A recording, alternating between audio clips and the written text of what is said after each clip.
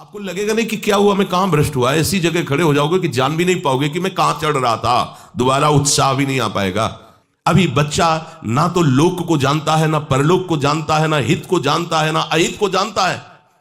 अभी उसका ब्रह्मचर्य किसी काम लायक नहीं हुआ और वो उतर गया व्यभिचार में, क्या होगा उसका जीवन। अगर आप वाणी में संयम में रहते हैं ना, वो और भजन करते हैं और सत्य बोलते हैं, तो आप जो बोलेंगे वही होगा। श्रवणेंद्री से गंदी बातें सुने, वाणी से गंदी बातें बोले, रसेंद्री से गंदा भोजन करें और सोचे ब्रह्मचर्य रह जाएंगे, तो बिल्कुल नहीं, कदापि नहीं। ब्रह्मचर्य कोई खिलवाड़ नहीं है। अब जो इस मार्ग पर, अध्यात्म मार्ग पर, आनंद मार्ग पर चलना चाहते हैं, तो उनको एक इंद्रिय के संयम के लिए पांचों इंद्रियों पर संयम करना होगा, ज्ञान इंद्रियों पर। एक बात सुधारने के लिए, ब्रह्मचर्य का रक्षा तभी वो उपासक कर सकता है जब सर्वतोभावेन ब्रह्मचर्य होगा। एक जनेन्द्रिय के ही ब्रह्मचर्य की पुष्टता का जब आप लक्ष्य कर लोगे, तो उसकी पुष्टता के लिए आपको सर्वतोभावेन ब्रह्मचर्य धारण करना पड़ेगा। सर्वतोभावेन नेत्र का ब्रह्मचर्य, जो नेत्र किसी को भी देखकर भोग कामना कर लेते हैं, भोग बुद्धि से देखते हैं वस्तु को, व्यक्ति को, किसी को भी, ये नेत्र से व्यभिचार हो रहा है। इसीलिए सावधान रहना चाहिए। जैसे नाटक, सिनेमा आदि हैं, वहां तो जान रहे हो चित्र हैं, पर उनमें जो अभिनय करने वाले जन हैं वो तो संसारी जन ही है ना। उनका पहनावा, ओढ़ावा, हाव भाव, अंग प्रत्यंग, अगर आप भगवत भाव से युक्त है तो संपूर्ण सृष्टि में कहीं भी दृष्टि जाए अपने प्रभु की भावना होती, पर वहां तक पहुंचने के लिए आपको त्यागना होगा ना। आप किसी का अनुकरण न करें, आप अपनी स्थिति को देखें। अगर आप किसी का अनुकरण करते हैं कि हमने उनको देखा है, वो टीवी देख रहे हैं, तो टीवी में क्या देख रहे हैं, कहां स्थिति है, हमें क्या पता। हमको जहां पहुंचना है उसके लिए हमारे लिए बाधक है, हमें नहीं देखना है। अगर आप माना कि कोई नाटक ही देख रहे हैं, कोई ऐसे सीरियल ही देख रहे हैं, पर उसमें अभिनय करने वाले तो संसारी भोगी पुरुष ही है ना। आप कोई त्यागी जितेंद्रीय महात्मा को थोड़ी देख रहे हैं, तो उस देखने में तन्मयता आती है। जिसको हम देखते हैं उस पर हम आसक्त होते हैं, तभी तो उसका सुख दुख अनुभव होता है। देखो, कोई ऐसी रोने वाली सीन आए तो रोना आ जाएगा, हंसने वाली आ जाए तो हंसना आ जाएगा, ऐसे तो उसका प्रभाव हम पर पड़ रहा है ना। तो हम किसी के अभिनय करने वाले के अंग प्रत्यंग को देख रहे हैं और वो कामुक होकर कोई काम चेष्टा कर रहा है या कोई ऐसा, वो सारा का सारा मन कवर कर रहा है आपका, और एकांत होते ही फिर जो मन अपना मनमानी करवाएगा, आप नहीं सह पाएंगे। इसलिए नेत्र का ब्रह्मचर्य सबसे पहले शुरू कीजिए। आपको वो चीज नहीं देखनी, वो बात नहीं पढ़नी, वो दृश्य नहीं। श्रीमद् भागवत में वर्णन है, कोई पशु पक्षी भी मैथुन कर रहा हो, अचानक दृष्टि गई तो मानसिक प्रणाम करके दोबारा दृष्टि नहीं जानी चाहिए। इसीलिए लिखा है कि आप एक धनुष भूमि को देखकर, एक धनुष, इसमें किसी की हानि नहीं होगी, आपकी भी हानि नहीं होगी।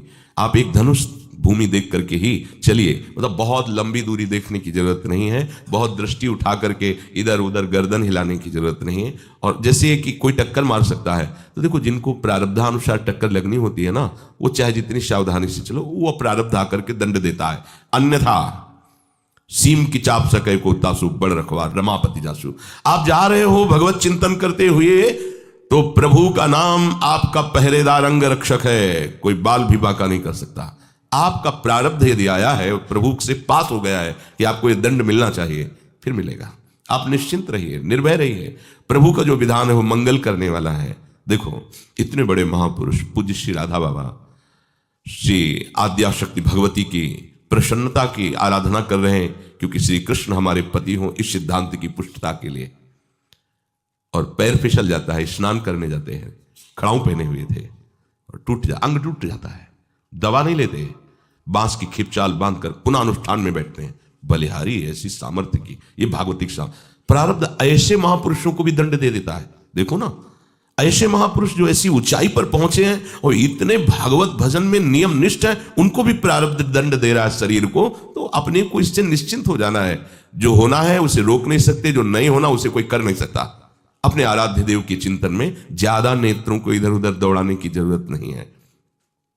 नेत्र का ब्रह्मचर्य, फिर वाणी का ब्रह्मचर्य, बहुत बड़ा प्रभाव पड़ता है इससे। यदि आप जबान से अश्लील बातें, गंदी बातें, कामुक बातें करेंगे तो आप ब्रह्मचर्य रह ही नहीं सकते। अगर आप वाणी से परस्पर शरीर आकर्षण वाली बातें करेंगे, बट उसको देखा तुमने क्या, बस आप गए। चाहे वो स्त्री शरीरधारी साधक हो या पुरुष शरीरधारी। परस्पर आकर्षण संबंधी यदि वाणी खुली आपकी, तो वाणी के व्यभिचार से आपका जनेंद्रिय का व्यभिचार प्रारंभ हो जाएगा। आप रोक नहीं सकते, नहीं रोक सकते। इसलिए वाणी से भी कोई ऐसी वार्ता ना कीजिए जिससे आपके अंदर काम वेदना बढ़े। श्रवणेंद्रिय का, कान से गंदी बातें, व्यभिचार की बातें, कामुक बातें सुनना जिससे हमारे हृदय में कामना जग जाए, बिल्कुल नहीं। भले वो किसी को लेकर टीका टिप्पणी की जा रही हो, देखो वो साधक है, उसको हमने देखा वहां ऐसे देख रहा था, वैसे कर रहा था, वो तो आपको समझ में आ रहा है कि किसी साधक की बात करें, वो तुम्हारे नाश के लिए उपाय कर रहे हैं जो आपको ऐसी बात बता रहे हैं। क्यों? क्योंकि आप भी तो साधक हैं। श्रवणेंद्रिय का व्यभिचार हो रहा है। आराध्य देव के सिवा और कोई बात कान से सुनना उसे व्यभिचार कहते हैं। इसलिए महाप्रभु कहते श्रवण फूटो जो अन सुनो। ऐसा हमारा अगर कान कुछ और सुने तो फूट जाए, नेत्र कुछ और देखें तो ये नेत्र नष्ट हो जाए, वाणी कुछ और बोले तो मुख हो जाए। हमारी श्रवणेंद्रिय का व्यभिचार नहीं होना चाहिए। धर्म की बात, अपने आराध्य देव की बात, शास्त्र सम्मत बात हम श्रवण करें। अन्यथा अगर कोई ऐसा मित्र है या हमारा साथ में रहने वाला है, कोई किसी भी साधक की को लेकर बात कर रहा है, तो भी हमें कान में उंगली डाले नहीं। हम कोई ईश्वर थोड़ी कि हम किसी को संभाल लेंगे, हम अपने को नहीं संभाल पा रहे। हमारे सामने किसी की बात मत करो, ऐसी करना है तो प्रभु की चर्चा करो, अन्यथा मत करो। तो अगर आप श्रवणेंद्रिय का ब्रह्मचर्य, वाकेंद्रिय का ब्रह्मचर्य, नेत्रेंद्रिय का ब्रह्मचर्य और त्वगेंद्रिय का ब्रह्मचर्य, अनावश्यक किसी को स्पर्श मत करो। परस्पर विरोधी शरीर को तो भूल कर मत करो। विरोधी शरीर जैसे हमारा पुरुष शरीर है, सामने स्त्री शरीर है, तो किसी भी तरह से सेवा के लिए संकेत करना या किसी भी सेवा के लेन देन में बचाव पक्ष में रहो। यहां रख दीजिए सामान, फिर आप उठा लीजिए। सीधे हाथ में सामान लेना नहीं, सीधे हाथ में सामान देना नहीं, जमीन में रख दीजिए। बहुत पवित्र है तो आप कुर्सी पे जो भी आसन उसका हाथ में लेने का नहीं। परस्पर विरोधी भाव वाले शरीरों का स्पर्श बिल्कुल निषेध है, किसी भी कारण से ना किया जाए। मान लीजिएगा ये बहुत मतलब आवश्यक है, यदि आप इसमें चूक कर गए तो धीरे धीरे आप फिसल के वहीं खड़े हो जाएंगे जहां से चढ़ना मुश्किल है। किसी भी शादिका को, किसी भी साधक को परस्पर लेन देन हाथ में नहीं करना चाहिए। मानो हमारी बात, आपको माला देनी है, चौकी पे विराजमान करो, हम उठा लेंगे। हमें कोई सामग्री, ये सामान रखिए, आप उठा लीजिएगा। कभी भी कोई भी परस्पर मुस्कुराहट, बातचीत, ऐसे कोई इशारे यदि दिखाई दे तो आप बचो और उसको बचाओ। साधक है, शादिका है, उससे गलती हो सकती है, आपसे भी गलती हो सकती है। आप सत्संग सुनते हैं, आपको लगा कि इसकी मुस्कुराहट, इसकी कुछ चेष्टा ऐसी दिखाई दे रही है जो हमारे अंदर कामुकता पैदा कर सकती है, उसको भी बचाओ और स्वयं बचो, तो भगवान आप पर प्रसन्न हो जाएंगे। वो देख रहे हैं अंदर की बात। साधक को बहुत सावधान रहने की आवश्यकता। ये इसको खिलवाड़ मत समझो, इसीलिए कह रहे हैं ये अध्यात्म है, ये परमार्थ है। आपको लगेगा नहीं कि क्या हुआ, मैं कहां भ्रष्ट हुआ, ऐसी जगह खड़े हो जाओगे कि जान भी नहीं पाओगे कि मैं कहां चढ़ रहा था, दोबारा उत्साह भी नहीं आ पाएगा। बात अच्छे से समझ लीजिए। तो हमारी त्वगेंद्रिय का व्यभिचार ना होने पावे, सहसा किसी का इस पर, किसी की भी अगर सेवा करने का सौभाग्य मिले, फिर उसमें ये प्रश्न नहीं उठता। अगर कोई गिर आप पड़ा है, भला ऐसी स्थिति में कि मुझे अत्यंत आवश्यक है उसे उठाना, अगर नहीं उठाते तो वो कष्ट पा रहा, अचानक कोई गिर जाए, फिर हम ये नहीं देखेंगे, फिर ये हम सूत्र नहीं स्वीकार करेंगे कि अब हम तो ब्रह्मचारी हैं, अब हम खड़े खड़े देख नहीं। उसको अत्यंत आवश्यकता है हमारी, अब उस समय भूल गए अपने आप को, और उसको उठा करके अगर हमें अस्पताल ले जाना, अस्पताल ले जाएंगे, जरूरत है हम उसकी सेवा करेंगे। सावधान। वो भगवत भाव से की हुई सेवा तुम्हारे अंदर आध्यात्मिक शक्ति पैदा करेगी, काम भावना नहीं पैदा करेगी। हमारी माँ बीमार हो और हमें उसे पता चला कि शौच कर दिया है, हमें शौचाना पड़े, हमें उसका मल धोना पड़े, तो क्या हमें काम जागृत हो जाएगा? क्या मेरी माँ है, हमारी बुद्धि कभी ऐसी नहीं होगी। आपका पिता है, आप लड़की हो, कोई दूसरा रह नहीं गया और वो बीमार है, आपको ऐसी क्या काम जागृत हो जाएगा? क्या अगर ऐसी सेवा में काम जागृत होता तो कोई नर्स ही अस्पताल में नहीं होती। हर सेवा उसको करनी होती है, नर्स को, चाहे वो स्त्री शरीर हो चाहे पुरुष शरीर हो। परस्पर विरोधी शरीरों की सेवा पर कहीं काम थोड़ी जागृत होता, क्योंकि उसको अपने सेवा धर्म से मतलब है। तो ये सेवा के समय इस सूत्र को न देखा जाए, पर ध्यान रखें, अत्यंत आवश्यक जहां आपके सिवा नहीं हो सकता, वहां अगर हमें ऐसा अवसर मिलता है कि सेवा उसे हो सकती है, तो हम पहले उसे प्रेरित करेंगे। और अगर ऐसा है कि अब कोई नहीं है, फिर हमारा परम धर्म जागृत हो जाता है परहित का। अगर हमारा कोई निंदा भी करे, कोई शरीर की भी हानि हो जाए, अब हम परवाह नहीं करते।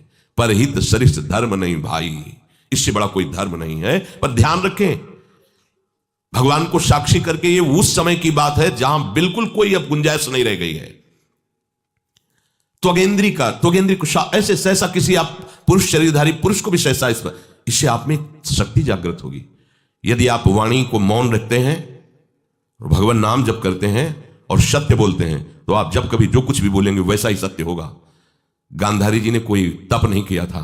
जब सुना कि मेरा ब्याह धृतराष्ट्र से हो रहा है जो बाह्य नेत्र रहित है, उसी समय पट्टी बांध ली कि जब मेरा पति संसार को नहीं देख सकता तो मैं भी संसार को नहीं देखूंगा। जब मेरा पति मेरे रूप को नहीं देख सकता तो मैं भी किसी के रूप को नहीं देख, पट्टी बांध ली थी। जब महाभारत का युद्ध चल रहा था, बड़े बड़े वीरों को मार गिराया जा रहा था, गांधारी ने दुर्योधन से कहा, सुन, मुझे पता है कि भीम की गदा को तू झेल नहीं पाएगा, क्योंकि सबसे बड़ी बात भगवान का वरद हस्त उनके ऊपर है। दूसरी बात वो पवन पुत्र है, वो जब अपने आवेश में आ जाएगा तो तेरी सामर्थ्य नहीं कि उसकी गदा के प्रहार को तू सह सके, पर मैं तुझे शक्ति प्रदान करूंगी। मैं एक पतिव्रता हूं, आज तक कभी पति का वरण करने के बाद कुछ देखा नहीं है। मैं अपने नेत्रों की पट्टी खोलूंगी, तू नग्न होकर मेरे सामने आ जाना। मेरी दृष्टि पड़ते ही वज्र का शरीर तेरा हो जाएगा, किसी की सामर्थ्य नहीं कि तेरे उस अंगों को तोड़ सके। भगवान सब कुछ जानने वाले हैं। भगवान भक्त पक्षपाती होते, भगवान का स्वभाव भक्त का पक्षपात लेना होता है। वो अपने महल से कॉरिडोर से जा रहा था गांधारी जी के पास, भगवान आ गए चट से, तो तुरंत उसने हाथ ऐसे लगा लिया, मुझे शर्म आनी चाहिए यार, तो हस्तिनापुर के सम्राट पद पर अभिषिक्त होने के लिए तैयारी कर रहा है, नंगे घूम रहा है गली में। उसने कहा गली में नहीं, मां के सामने जा रहा है। अरे कोई बच्चा है, ऐसे जाया जाता है मां के सामने? उसने कहा मां ने कहा है कि हम पट्टी खोलकर तुम्हें देख लेंगे तो तुम्हारा शरीर वज्र का, चलो माना, मां की आज्ञा का पालन करो, थोड़ा इन अंगों को तो ढक लो, तुम तो बड़े हो, कोई बच्चे थोड़ी मां के सामने ऐसे चले जाओगे, ढकना चाहिए तुम्हें। वापस कर दिया। वो यहां ऐसे पत्तों से ढका, वस्त्र नहीं पहना, मां की आज्ञा, ऐसे पत्ते से ऐसे कमर से ऐसे ढक लिया, पीछे आगे ऐसे। गांधारी जी ने पट्टी खोली और जे ही देखा पूरा शरीर वज्र का हो। तो ये क्या किया तूने, कमर में क्यों बांध लिया? मुझे शर्म लगती थी, कैसे आप? बोले यहीं से मारा जाएगा, भीम की गदा का प्रहार तेरी इसी जंघा और कमर को तोड़ देगा, तेरी मृत्यु। मान गई, प्रभु के विधान के आगे किसी का बल काम नहीं करता। गांधारी, ये केवल आंख में पट्टी बांधने की सामर्थ्य थी कि मेरा पति यदि अंधा है तो मैं भी किसी रूप को नहीं देखूंगी। अगर आप वाणी में संयम में रहते हैं ना, वो और भजन करते हैं और सत्य बोलते हैं, तो आप जो बोलेंगे वही होगा। पर ऐसा कुछ अनर्थ वो बोलता ही नहीं, क्योंकि ऐसा संयमी जान जाता है कि इन सब का फल भगवत प्राप्ति है, किसी को कष्ट देना नहीं है। एक एक इंद्री का जब आप ब्रह्मचर्य संयम करोगे तब आपका वीर संयम होगा। ध्यान रखना, आप नेत्रेंद्री से गंदे चित्र देखें, श्रवणेंद्री से गंदी बातें सुने, वाणी से गंदी बातें बोलें, रसेंद्री से गंदा भोजन करें और सोचे ब्रह्मचर्य रह जाएंगे, तो बिल्कुल नहीं, कदापि नहीं। ब्रह्मचर्य कोई खिलवाड़ नहीं है। जो ये तो हुआ इंद्रियों का, फिर आता है अंतःकरण का ब्रह्मचर्य। हमारा मन काम की तरफ तभी जाता है जब उसको निज सुख नहीं मिलता। ध्यान रखना, सृष्टि में जितने भी दुर्गुण दुराचार होते हैं उनमें दो प्रधान होते हैं, एक काम भोग और एक धन, और सब छोटी मोटी बातें हैं। प्रायः जितने भी हिंसा होंगी, जितनी भी भयानक घटनाएं होंगी, भयानक युद्ध होगा, उन दो में अंतर्गत ही होगा, दो के अंतर्गत ही होगा, या उसका कहीं ना कहीं काम से संबंध, स्त्री संबंध से या धन संबंध से है। चाहे जो भी घटना हो उसको देख लेना, प्रधानता दो में ही होगा, कंचन और कामिनी। कीर्तिवान तो कोई बिरले ही होते हैं, तो वो तो बहुत आगे की बातें हैं, पर प्रायः जितने भी युद्ध हैं, जितनी भी हिंसा है, जितना भी भयानक कुकृत्य है, इन दो में ही होता है। उपासक को ये बात समझनी चाहिए, मन को समझाना चाहिए, सच्ची मानी। मतलब वाणी में शब्द नहीं होता इन बातों को बताने का, यदि कहीं मन को समझाना चाहिए। देखो, अपने लोग उपासक हैं, हम जहां जहां आसक्त हो रहे हैं उसमें हमारे मन का केवल भ्रम है। शरीर के द्वारों में कहीं सुख है, घृणित द्वारों में कहीं सुख है। अगर सुख होता तो इनके भोगने के बाद हृदय कह देता कि अब कछुनाथ न चाहिए मोरे, शांत हो जाता। फिर ऐसा क्यों होता है कि उसको एक जगह तृप्ति नहीं होती? क्योंकि वहां सुख है नहीं। फिर सोचता है शायद उसमें हो, उसमें हो, उसमें हो। पूरे के पूरे युग के युग व्यतीत हो गए, कल्प के कल्प व्यतीत हो गए भोगते हुए। क्या सुख मिला? क्या स्त्री शरीर सोचता है पुरुष शरीर में सुख है, पुरुष शरीर सोचता है स्त्री शरीर में सुख है, या आदि आदि। अगर सुख होता तो पूरे ब्रह्मांड में पशु पक्षी कीड़ा मकोड़ा सब मैथुन धर्म से युक्त हैं, ये सब सुखी हो जाते हैं ना। जो जितना भोगा सकते उतना ही दुखी है। देख लो, अशांत, क्लिष्ट, परेशान और पापाचरण युक्त। ये क्या है? मन को समझाइए। वैरागी भगवत मार्ग का पथिक मन के द्वारा ऑपरेशन करता है हर वस्तु का। ये सब, इसको ऐसा ना समझे कि बड़ी गुप्त बातें हैं। गुप्त बातें हैं प्रिया प्रीतम के दिव्य चिदानंदमय रहस्य की। ये गुप्त बातें नहीं, इनको समझो खोल करके। यदि आप किसी भी तरह से हस्तमैथुन आदि के द्वारा, गंदे दृश्य देख करके, गंदी क्रियाओं के द्वारा आप अपना नाश करते रहेंगे तो ना आप इस लोक में सुखी रहेंगे ना परलोक में। मान लीजिएगा, ये बातें ना तो कही जाती हैं और ना सुनी जाती हैं और ना समझी जाती हैं। इसीलिए हमारा बहुत ही आगे की पीढ़ी जो सनातन धर्मावलंबी, जो भागवत, हर देश से महान भारत देश को क्यों कहा गया? ऐसा भी है कि अन्य देश स्वीकार किया जाता है कि हमसे धनी है, स्वीकार किया जाता है कि वैज्ञानिक तत्वों में भी वो हमसे आगे हैं, पर भारत को महान धर्मशाली देश कहा गया है। कोई भी किसी भी देश का धर्मगुरु हो हमारे देश में आएगा, हमारी ऋषियों के सूत्रों से ही अपने धर्म को पुष्ट करेगा। साफ का मूल जड़ भारत धर्म का है। कहीं भी हो, कहीं भी देख लो, चाहे जिस देश का नाम लो, कहीं ना कहीं किसी भारत के ब्रह्म ऋषि की छाप लेकर के डोल रहा है। भारत भोग प्रधान देश नहीं है, भारत धर्म प्रधान देश है। यहां धर्म गुरुओं के द्वारा धर्म स्थापना करके चलाया जाता है। यहां आज जो हम समझ रहे हैं कि बाहरी परिपाटी हमारे भारत में आ जाए तो भारत आधुनिक और सर्वश्रेष्ठ देश माना जाएगा, कभी नहीं। भारत अपनी परिपाटी से चलता है, तब सब देशों के ऊपर राज्य करता है। किसी भी देश में न पतिव्रता मिलेगी न यति मिलेगा, ब्रह्मचर्य का कहीं नामो निशान नहीं मिलेगा। यह भारत देश में ही मिलेगा। यहां ब्रह्मचारी मिलेंगे, यहां सती मिलेंगे, यहां प्राणपन से धर्म का पालन करने वाले मिलेंगे। अब हमारे जो नई पीढ़ी है वो आधुनिकता को स्वीकार कर रहेगी। गर्लफ्रेंड, बॉयफ्रेंड, कौन सा रिलेशन है? Live in relation. ये हमारे कहीं किसी भी धर्म ग्रंथ में लिखा हो तो आप बता दीजिए। बाल्यावस्था से आज तक जितने भी धर्म ग्रंथों का स्वाध्याय हुआ, कहीं भी लिखा हो तो ये बोलो सर्वनाश का स्वरूप है कि नहीं है? अभी बच्चा ना तो लोक को जानता है, ना परलोक को जानता है, ना हित को जानता है, ना अहित को जानता है। अभी उसका ब्रह्मचर्य किसी काम लायक नहीं हुआ और वो उतर गया व्यभिचार में। क्या होगा उसका जीवन? क्या होगा जीवन? चाहे वो स्त्री स्वरूप में चाहे पुरुष स्वरूप में हो, क्या बिना संयम के ये पशुता के व्यवहार से किसी की ना लौकिक उन्नति होती है ना परमार्थिक उन्नति होती है। पर कौन सुनेगा? यही कहा जाएगा पुराने जमाने के शास्त्रों को केवल वर्णन कर रहे हैं, ये क्या जाने आधुनिक जमाने को। तो आधुनिक जमाने की दशा क्या, और यहां खोल करके देखो। कोई बात नहीं, दोस्त बनाना कोई बुरी बात नहीं, इस बात को हम मानते हैं। स्त्री शरीरधारी पुरुष शरीर को मित्र बना सकता है, कोई दोष नहीं। पुरुष शरीरधारी स्त्री को मित्र बना सकता है, कोई दोष नहीं। लेकिन मित्र का क्या कर्तव्य होता है? कुपंथ निवार्य सुपंथ चलावा, कुमार्ग से हटा करके सुपंथ में चलाना, उसकी समस्याओं को दूर करके उसको आनंद में से युक्त करना, उसको सहयोग करना, ना कि शोषण करना। दोस्ती कहते हैं उसके दुखों को मिटा करके उसको शांति और सुख के मार्ग में ले जाना। इसीलिए ये जो आधुनिकता बढ़ रही है, ये जो खान पान गलत हो रहा है, ये जो दर्शन गलत हो रहा है, तो इस जमाने में ब्रह्मचर्य ये केवल शब्द ही लिखा मिलेगा, जीवन में नहीं मिलेगा। नए नए बच्चे व्यसन कर रहे हैं, नशा कर रहे हैं, गंदे आचरण कर रहे हैं। क्या होगा? कैसे आगे कोई समझेगा? शास्त्र क्या है, धर्म क्या है, बल क्या है? आज नवयुवक 16 से 28 के बीच में कोई ऐसा नहीं दिखाई देता है जिसमें आध्यात्मिक थोड़ा भी बल हो, काम क्रोध आदि सहने की सामर्थ्य हो। अपने बूढ़े माता पिता को थप्पड़ मार रहे हैं, बूढ़े माता पिता को गाली दे रहे हैं। बूढ़े माता पिता जिन्होंने खवा पिला के इतना बड़ा, उन्हें अनाथालय भिजवाया जा रहा है, उनको छोड़ दिया जा रहा है। आप विदेश घूम रहे हैं, उनके खाने की व्यवस्था घर में नहीं। क्या है ये? आज आधुनिक विद्या का ये प्रभाव है। विद्या विनयम ददाति, जो अपने वयोवृद्धों की सेवा नहीं कर सकता वो क्या विद्या पढ़ा? जो दूसरों की रक्षा नहीं कर सकता क्या विद्या पढ़ा? क्या विद्या का यही स्वरूप है दूसरे का शोषण करना? क्या विद्या का यही स्वरूप है कि शराब पीना, ड्रग्स का ये नशा करना? ये क्या विद्या सिखाती है? वो कहा जाता है आज तो आधुनिक विद्या बढ़ रही। मुझे लगता है संयम में रहना ही विद्या का वास्तविक स्वरूप है। अपने इंद्रियों को संयम में रखना, अपने को संयम में रखना, बुजुर्गों का, गुरुजनों का, शास्त्र का, भगवान का भय रखना हृदय में। ऐसा नहीं, आप तभी निर्भय हो पाओगे यदि शास्त्र का भय नहीं, भगवान का भय नहीं, धर्म का भय नहीं, तो फिर आप वहां पहुंच जाओगे जहां भय ही भय